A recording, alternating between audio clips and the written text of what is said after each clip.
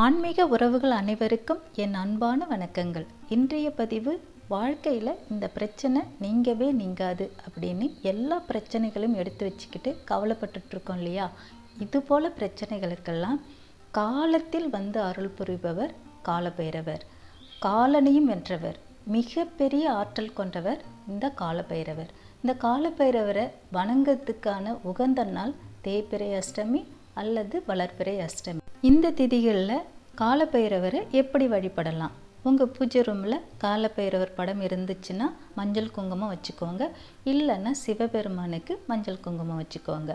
2 நெய் தீபம், மண்ணகலில் 2 நெய் தீபம் ஏற்றிக்கோங்க. இல்லைன்னா மிளகு தீபம் ஏற்றிக்கோங்க. நெய்வேத்தியமாக மிளகு கலந்த புளியோதரை, சக்கரை பொங்கல் இல்லைன்னா தேன், இதில் 3ல் ஏதாவது ஒன்று வச்சு நெய்வேத்தியமாக பண்ணிக்கோங்க.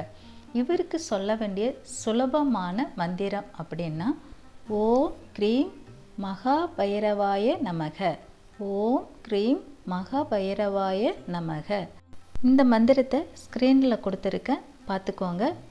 108 முறை மனசார காலபைரவர் முன்னாடி உட்காந்து சொல்லுங்கள். காலபைரவர் நம்மளுடைய கவலைகளெல்லாம் நீக்கி, எல்லா பிரச்சனைகளும் நீக்கி காலத்தில் வந்து அருள் புரிந்து நம்மளுடைய கவலைகளெல்லாம் நீக்கி அருள் புரிவார்.